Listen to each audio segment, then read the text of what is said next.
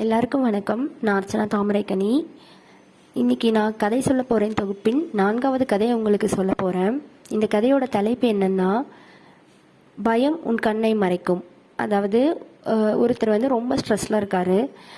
மன அழுத்தம் அதிகமாயிட்டு நான் என்ன பண்ணுறேன்னே தெரியாமல் யார்கிட்டே எதுவும் பேசாமல் அப்படியே ஒரு பாதை வழியாக நடந்து போயிட்டே இருக்காரு. போகிறாரு போய்கிட்டே இருக்காரு. அப்புறம் அவர் எங்கே போகிறேனே அவருக்கே நினைவே இல்லாமல் நடந்து போயிட்டுருக்காரு. அப்போது ஒரு காட்டோட வழி பாதையில் அவர் வந்துடுறாரு. வந்தோடனே எங்கே போகிறதுன்னு தெரியாமல் அப்படியே கண்டினியூ பண்ணுறாரு. போயிட்டு இருக்கும்போது ரொம்ப பசியும் தாகமும் அதிகமாக இருந்துச்சு. சரி சாப்பிட்லாம் அப்படின்னு நினைக்கும் போது அங்கே சாப்பிட்றதுக்கு எதுவுமே கிடையாது. அப்போ அந்த மரங்கள் நிறைய கனிகள் இருந்துச்சு. அதை பார்த்ததும் அந்த பழத்தை நம்ம சாப்பிட்டுக்கலாம் இப்போதைக்கு அப்படின்னு சொல்லிட்டு அவர் மேலே ஏறுறாரு. ஒரு பழம் சாப்பிடும் போது அவருக்கு நல்லா டேஸ்ட்டாக இருந்துச்சு. அப்போ இன்னும் கொஞ்சம் சாப்பிட்லாம் அப்படின்ட்டு இன்னும் கொஞ்சம் மூவ் பண்ணி முன்னாடி போனார். இப்படி போக போக போக என்னாச்சுன்னா, அந்த கிளையில் அவரோட பாரம் தாங்காமல் அந்த கிளை கொஞ்சம் முறிய ஆரம்பிச்சது. அதை பார்த்து அவருக்கு கொஞ்சம் சுதாரிச்சுக்கிட்டு இன்னொரு கிளை இப்படி பிடிக்க போனார். அப்போ என்னாச்சுன்னா, அந்த முதல்ல உட்காந்துருந்தாருல அந்த கிளை உடஞ்சிருச்சு. இன்னொரு கிளையில அவர் இப்படி பிடிச்சி பற்றி தொங்கிட்டு இருந்தார். அப்போது கீழே பார்க்கும்போது அவரோட தலை லைட்டாக சுத்த ஆரம்பிச்சிச்சு. ஏன்னா உயரம் கொஞ்சம் அதிகமாக இருந்தனால இப்போ யாராவது என்னை காப்பாற்றினா நல்லா இருக்குமே அப்படின்னு சொல்லிட்டு, யாராவது என்னை காப்பாத்துங்கன்னு சொல்லிட்டு மேலே கிளைய பிடிச்சிட்டு தொங்கிட்டு கத்திட்டு இருந்தாரு. அப்போ அந்த வழியா ஒரு பெரியவர் என்ன பண்ணாருன்னா, அவரை பார்த்துட்டு, பெரியவரே உதவி பண்ணுங்க எனக்கு அப்படின்னு அவர் சொல்றாரு. அப்போ இவர் என்ன பண்றாருன்னா, பெரியவர் எதுவுமே பேசாம சிரிச்சுட்டு முதல்ல ஒரு கல் எடுத்து போடுறாரு. கல் எடுத்து போட்டோடனே அவர், ஏன் என்னை அடிக்கிறீங்க, என்னை காப்பாத்துங்க, உதவி தானே என்ன கேட்டேன் அப்படின்னு சொல்றாரு.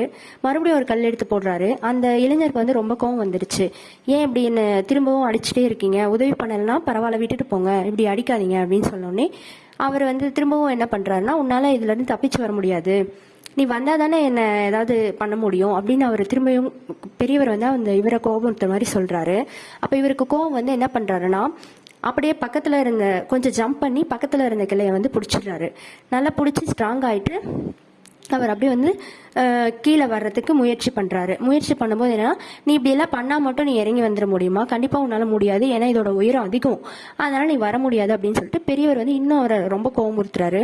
நான் காட்டுறேன் அப்படின்னு சொல்லிட்டு கீழே வந்துடுறாரு. அந்த இளைஞர் கீழே வந்ததுக்கு அப்புறம் அந்த பெரியவர் கிட்ட கேட்கிறாரு, நான் உங்களுக்கு என்ன துரோகம் பண்ணேன், நான் உங்களுக்கு ஹெல்ப் தானே பண்ண சொன்னேன், முடியலன்னா விட்டுட்டு போயிருக்கலாம், ஏன் இப்படி நீங்க பண்ணீங்கன்னு சொன்னேன். தம்பி, இப்பயும் நான் உனக்கு உதவிதான் பண்ணேன் அப்படின்னு சொல்றாரு. எப்படின்னு கேட்கும்போது அவர் சொல்றாரு, நான் கீழே நீ நின்றுட்டு இருக்கும்போது நீ மேலே இருந்த, அப்போ நான் உன்னை பதறாதப்பான்னு சொல்லியிருந்தா நீ கண்டிப்பாக பயந்து தான் இருப்ப. அதனால ஃபர்ஸ்ட் உன்னை யோசிக்க வைக்கணும். அதுக்காக நான் என்ன பண்ணேன்னா, நீ ஸ்டேபிள் ஆகணுன்றதுக்காக, அதாவது நீ ஒரு நிலைத்தன்மையோட இருக்கணுன்றதுக்காக நான் உன்னை ஃபர்ஸ்ட் உன்னை கோபம் உறுத்துற மாதிரி பண்ணேன். அப்போதான் நம்மளால முடியும் அப்படின்னு உனக்கு ஒரு தைரியம் வந்திருக்கும்.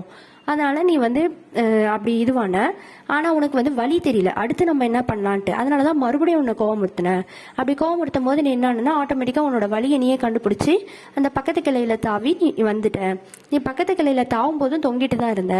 அதனால நான் என்ன பண்ணேன்னா, உன்னை மறுபடியும் கோபமுறுத்தினேன், உன்னால எப்படியும் வர முடியாதுன்னு சொல்லிட்டு நீ அந்த கோபத்திலேயே என்னால் வர முடியும் அப்படின்னு சொல்லி கீழே இறங்கி வந்துட்ட. இப்படிதான் நான் உன்னை வர வச்சேன் அப்படின்னு சொல்றாரு. அப்புறம் அந்த இளைஞருக்கு புரியுது, நம்மளோட பிரச்சனை நம்மளோட பயமும் அதை ஃபேஸ் பண்றதுக்கான அந்த நம்மளுக்கு வர சுச்சுவேஷன்ஸை ஃபேஸ் பண்றதுக்கான தைரியம் இல்லாததுதான் அப்படின்னு தெரிஞ்சுக்கிட்டாரு. அதனால அந்த பெரியவருக்கு நன்றி சொல்லிட்டு அவரோட பிரச்சனைக்கு, பர்சனல் லைஃப்ல பிரச்சனைகள் இருக்கும்ல, அதெல்லாம் சமாளிக்கிறதுக்காக அவர் நன்றி சொல்லிட்டு கிளம்பிட்டாரு. தேங்க்யூ.